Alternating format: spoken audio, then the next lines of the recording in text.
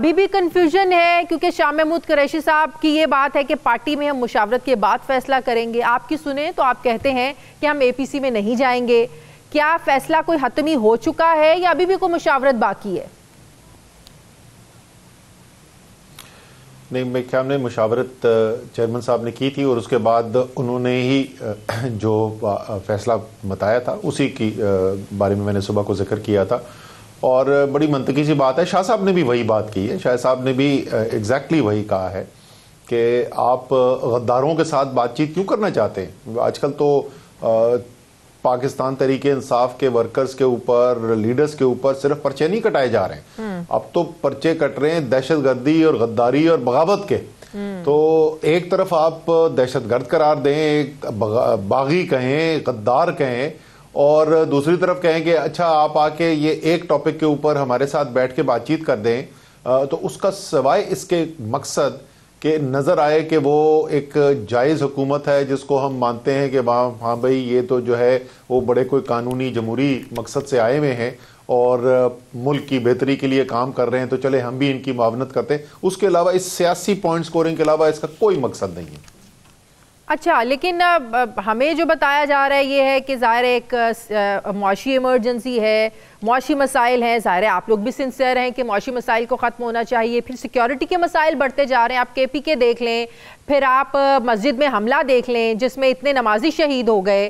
तो अब इन मसाइल को, ये मसाइल अपनी जगह, सियासत अपनी जगह, अगर इन मसाइल को लेकर, इस एजेंडे को लेकर हुकूमत बातचीत करना चाहती है तो क्यों इससे आप लोग फिर इनकारी हैं? क्योंकि इस ला हासिल बहस से नतीजा कोई नहीं निकलने वाला सिवाय इसके, जैसे मैंने कहा कि पॉलिटिकल पॉइंट स्कोरिंग की जाए और कहें जी देखें हम तो जो है इनसे भी बोल रहे हैं और ये भी अब हिस्सेदार बन जाएं, मुल्क को तबाह बर्बाद करके पाकिस्तान की तारीख की बदतरीन महंगाई फैलाकर, हजारों कारोबार बंद करके, लाखों लोगों को बेरोजगार करके, पाकिस्तान के ज़र मुबादला के ज़खायर ख़त्म करके, रुपए को कमज़ोर तरीन सतह पर लाकर तेज़ी से फैलती हुई दहशतगर्दी करने के बाद अब वो कह रहे हैं कि जी आप भी आ जाए और आप भी इस तबाही का आप भी शराकतदार बन जाएं। देखिए, अहम चीज़ ये है कि ये सब शुरू हुआ क्यों। ये जो माशी तबाही शुरू हुई है और उसके बाद जो अब गवर्नेंस के जो मसाइल नज़र आ रहे हैं, समाजी मसाइल शुरू है, ये तमाम शुरू हुई एक रजीम चेंज ऑपरेशन की साजिश के ज़रिए, एक ज़मीरों की मंडी लगा के, बैरूनी मुदाखलत करके एक आपने तब्दीली लेकर आए हुकूमत के अंदर। उससे सियासी बहरान पैदा हुआ जो सियासी इंतशार बन गया और उसकी वजह से आपकी पूरी मईशत बैठ गई है। और सारी जब हुकूमत जो है उसकी तवज्जो और उसकी इंटेलिजेंस एजेंसीज की तवज्जो इसके ऊपर लगी हुई होगी कि इमरान रियाज खान ने क्या कहा, शेख रशीद ने क्या बयान दिया, फवाद चौधरी ने क्या बोला, शंदाना गुलजार टेलीविजन पे क्या कह रही हैं, इमरान खान क्या कह रहे हैं। तो उन्होंने क्या खाक दहशतगर्दी का मुकाबला करना है।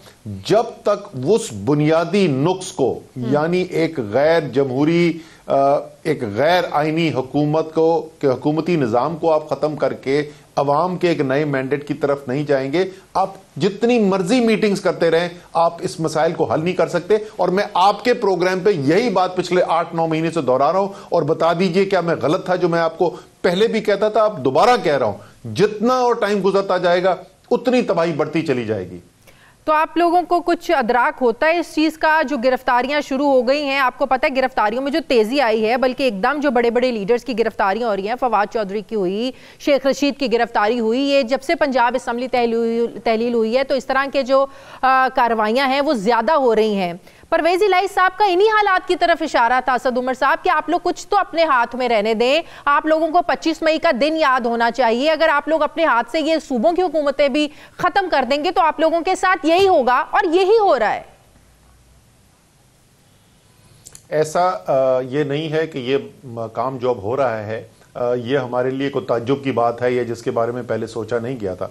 चौधरी परवेज़ इलाही जो ये बात करते थे तो वो दुरुस्त करते थे और उस वक्त भी कोई ऐसा नहीं था जो इस बात को ना माने कि हाँ जो चौधरी परवेज़ इलाही कह रहे हैं वो दुरुस्त कह रहे हैं। सवाल सिर्फ ये था, हमारे सामने दो चॉइस है। एक तरफ मुल्क तबाही की तरफ जा रहा है और वो कोई छोटी मोटी तबाही नहीं है। मैं बार बार ये बात दोहरा रहा हूँ, कि खुदा ना खास्ता 1971 के बाद से पाकिस्तान के अंदर इतना बड़ा बहरान आया ही नहीं। आप सियासी, मुआशी, समाजी बहरान सबको अगर जोड़ दें तो इतना बड़ा बहरान पाकिस्तान में 1971 के बाद आया ही नहीं। तो क्या हम उस निज़ाम का हिस्सा बनकर चलते रहे सिर्फ इस वजह से कि उससे हमें ज़ाती तौर पे हमारे सिक्योरिटी के मामला बेहतर होते हैं और हमारे लिए खतरात कम होते हैं, या अपनी ज़ात के लिए आप खतरात मोलने को तैयार हो जाएं और आप अपने जो आपके हाथ में है वो उतनी तो कोशिश करें कि कौम को इस दलदल से निकाला जाए, और वो दलदल से निकलने का रास्ता ही सिर्फ एक नया इलेक्शन है। लेकिन ये भी कहा जा रहा है कि और भी गिरफ्तारियां मतवक्के हैं। जी बिल्कुल, ख्वाहिश तो शदीद है, उसकी फहरिस्तें भी बनाते रहे हैं। भाई दी सिर्फ सियासतदानों की फहरिस्तों की जिक्र नहीं होता रहा, सहाफ़ियों की फहरिस्तों का भी जिक्र होता रहा है। इस वक्त तो ना आइन है ना कानून है। इस वक्त एक तरफ पाकिस्तान के अवाम खड़े में है, एक तरफ पाकिस्तान का आइन है, पाकिस्तान के कानून है, और दूसरी तरफ एक डेस्परेट ग्रोह है जिसको नजर आ रहा है कि उसके हाथ से मामलात निकल चुके हैं, अवाम उनसे दूर जा चुकी है, और वो अब उनकी कोशिश है कि ताकत से, जबर से, जबरदस्ती से किसी न किसी तरीके से गला घोंट दिया जाए, और जो भी आवाज उठती है उनकी तबाही की निशानदेही करने के लिए उसको बंद कर दिया जाए। आप लोग तो इलेक्शंस की डेट लेने के लिए हाईकोर्ट भी गए, तो अदालत ने तो कह दिया अगर वो डेट नहीं देते तो आप जो है ना वो खुद डेट दे दें। तो क्या हल आपको इसका नजर आ रहा है? अदालत ने भी आप लोगों पर छोड़ दिया? नहीं, हम पे नहीं छोड़ा, वो आपको शायद सही रिपोर्टिंग नहीं की गई है। अदालत ने दो बातें बोली। अदालत ने कहा कि इसमें कोई दो राय नहीं, इबाहम इबाम नहीं कि आइन के अंदर जो लिखा हुआ है वो 90 दिन के अंदर अंदर इलेक्शन कराने हैं, और द कोर्ट ने अपने रिमार्क्स के अंदर यह भी कहा कि आर्टिकल 5 जो है आइन का, उसकी खिलाफ वर्जी होगी अगर इसके ऊपर अमल दरामद ना किया गया। अब वहां पर बहस ये लगी हुई है, गवर्नर साहब खत लिख के बोलते हैं इलेक्शन कमीशन को कि आप फैसला कर लें, इलेक्शन कमीशन गवर्नर को बोलता है आप फैसला कर लें। तो फैसला सिर्फ ये करना है, उसके लिए उन्होंने जुमेरात तक का वक्त दिया है। बिल्कुल दो टोक सामने बात आ गई है। अप्रैल के महीने में पंजाब के अंदर और इंशाअल्लाह ताला खैबर पख्तूनख्वा के अंदर सूबाई इलेक्शन होने जा रहे हैं। सिर्फ अगले जुमेरात को फैसला यह होना है कि वो तारीख गवर्नर देंगे, इलेक्शन कमीशन ऑफ पाकिस्तान देगा, सदर पाकिस्तान देंगे, या कोर्ट खुद देगा। सिर्फ इस बात का फैसला। लेकिन ये बात हतमी है कि फैसला हो जाने और अप्रैल में इलेक्शंस हो जाने हैं दोनों सूबों के। बिल्कुल बिल्कुल, इसमें तो कोई शक ही नहीं है। अदालत ने सिर्फ अपने जुबानी रिमार्क्स नहीं बल्कि ऑर्डर भी जो लिखा हुआ है उसके अंदर बिल्कुल वाज़ेह है कि इलेक्शन 90 दिन के अंदर अंदर होना ही है, यानी 13 पंजाब का इलेक्शन जो है वो 13 अप्रैल या उससे पहले होना है। लेकिन पार्टी के अंदर नून लीग को ये मुशावरत भी उनमें हो रही है, मशवरे भी दिए जा रहे हैं कि जो अमन अमान की सूरत हाल है, जो मुआशी सूरत हाल है, इसको देखें और जो कौमी असम्बली की मुद्दत है इसको 1 साल बढ़ा दें। तो इस तरह की सोच और इस तरह की मुशावरत से लगता नहीं है कि कौमी असम्बली के जो है ना वो इलेक्शंस होंगे। आप देखें कि उन्होंने ज़िमनी इलेक्शंस का ऐलान कर दिया। अगर तो हुकूमत की ये नीयत होती या वो चाहते कि पूरे मुल्क में इलेक्शंस हो जाएं तो ज़िमनी इलेक्शन का ज़ाहिर शेड्यूल जारी ना होता, वो फौरी तौर पे आप पूरे मुल्क में इलेक्शन करा देते। अब आप लोगों ने भी पहले ये ऐलान किया था कि जो 16 मार्च को इलेक्शन होने जा रहे हैं उसमें खान साहब खुद ही लड़ेंगे। अब वो उस फैसले से भी आप लोग पीछे हट गए, इसकी क्या वजह है?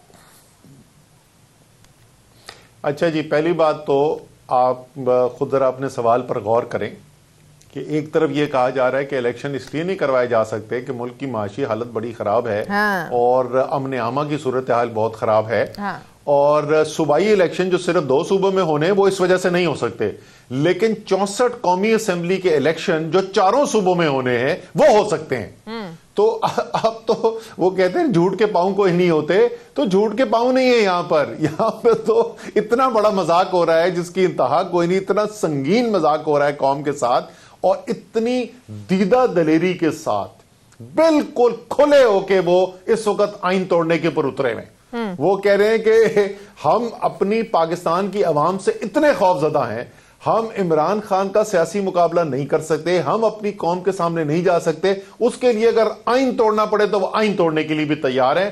तो इस वक्त तो उनकी ये सूरत हाल है, लेकिन ये फैसला उनका है नहीं। ये फैसला जो है ये अदालतों ने करना है, और अदालत इंशाअल्लाह ताला जैसे मैंने कहा अगले हफ्ते ही इसका फैसला हो जाएगा। ये हम कहाँ रहते हैं, ये कैसा मुल्क है जहाँ पे हुकूमतें सियासतदान करते हैं, फैसले दूसरे इदारे करते हैं, ये इलेक्शंस की डेट लेना ये इलेक्शन कमीशन का काम है, ये हुकूमतों का, ये सियासतदानों का काम होता है। जब हर चीज़ हम अदालतों पर छोड़ देंगे तो सियासतदानों के हाथों में क्या रह गया फिर असद उमर साहब? तो अगर सियासतदान जो हैं ना वो आइन के ऊपर अमल करने को तैयार हो, ना कानून के ऊपर अमल करने को तैयार हो, तो फिर यही होगा। और ये हो क्यों रहा है? क्योंकि हुकूमत जो है वो पहले दिन से किसी जमहूरी अमल से आई नहीं है, वो किसी आईनी अमल से आई नहीं है। तो जब आप गैर जमहूरी अमल के जरिए गैर आईनी तरीकेकार से आपने हुकूमत हासिल की हो, तो उसके बाद तो आप जितने भी फैसले करते जाएंगे उसके अंदर आप आइन और कानून की नफी करते जाएंगे ना। और वही आपको नजर आ रहा है इस वक्त। इस वक्त तो सूरत हाल ये है कि आइन और कानून की कोई भी चीज अगर आपको मनमानी हो तो आपको कोर्ट के पास जाना पड़ता है, क्योंकि हुकूमत तो किसी आइन और कानून के ऊपर अमल करने को तैयार ही नहीं है। लेकिन अगर जब फवाद चौधरी साहब ये बात कहें कि हम तो इदारों से बात करना चाहते हैं, इदारों ने मुंह मोड़ लिया, तो ज़ाहिर है वो हुकूमत की बात तो कर नहीं रहे। अगर हुकूमत की बात कर रहे होते तो वो APC में आप लोग ज़रूर जाते। तो क्या ये इस्टेब्लिशमेंट की तरफ भी नज़र है, या उनसे भी कोई मदद की तवक्को है, या इस हवाले से बातचीत करना चाहते हैं कि सबके मामला सुलझाएं और इलेक्शन की तरफ सबको लेकर जाएं? तो इस्टेब्लिशमेंट भी तो एक जरिया हमेशा रही है। ये हमारी पाकिस्तानी सियासत की तारीख का एक हिस्सा है कि इलेक्शंस हो, सियासतदानों के मसाइल हो, कानून साजी हो, इस्टेब्लिशमेंट का हमेशा किरदार रहा है। तो अभी भी आप लोगों को किसी ऐसे किरदार की उम्मीद है कि वो अपना किरदार अदा करें, या करना चाहिए, उनको इंटरफेरेंस करनी चाहिए? देखिए, पाकिस्तान की तारीख तो यही कहती है जो आपने अभी कहा है। और अब तो जो साबका आर्मी चीफ थे उन्होंने भी कह दिया। उन्होंने तो ये यहां तक तारीख तक दे दी कि उनके मुताबिक फरवरी 2022 तक सियासत के अंदर मुदाखलत फौज करती थी, इस्टेब्लिशमेंट का सियासी किरदार था। वो और बात है कि हमारे ख्याल में वो फरवरी 2022 में ख़त्म नहीं हुआ, वो किरदार ख़त्म नहीं हुआ और वो किरदार उसके बाद भी चलता रहा। तो ये तारीख का तो हिस्सा है। लेकिन एक ऐसे इंसान के होते हुए जो जमहूरियत में यकीन रखता है, आपकी बात बिल्कुल दुरुस्त है, ये फैसले सियासतदानों के करने के हैं। लेकिन इस वक्त की जो सूरत हाल है उसके अंदर जो अमूमी तासुर है इस वक्त, आप तमाम सहाफ़ियों से अगर आप बात करें उनका तासुर आप पूछें, जो सियासी हल्के हैं उनसे बात करें उनका तासुर ये पूछें, तो वो सबका तासुर यही है कि जिस दिन फौज चाहेगी कि इलेक्शन हो जाए तो फिर इलेक्शन की तरफ मुल्क चला जाएगा।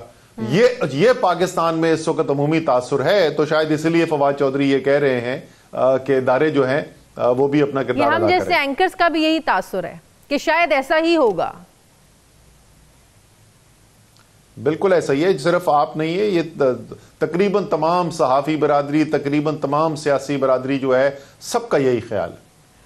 मैंने इससे पहले आपसे एक सवाल पूछा था कि खान साहब जो हैं वो क्यों पीछे हटे हैं खुद सारे हलकों से, कौमी असम्बली के लड़ने से, इसकी क्या वजह है? जी जी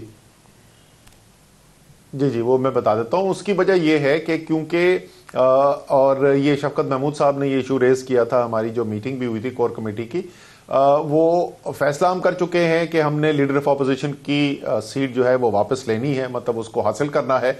और उसके लिए ये ज़रूरी है कि सिर्फ एक MNA ना इलेक्ट हो, ज़्यादा MNAs इलेक्ट होके जाएं। तो ये जब 64 सीटों के ऊपर इलेक्शन होंगे तो उसके नतीजे के अंदर जाहिर ही बात है कि अपोजिशन की सबसे बड़ी जमात बन के तहरीक इंसाफ आएगी और राजा रियाज साहब जो हैं वो अपने लिए किसी नए दफ्तर का इंतज़ाम करेंगे, क्योंकि इस दफ्तर में तो उसके बाद उनके लिए गुंजाइश नहीं होगी।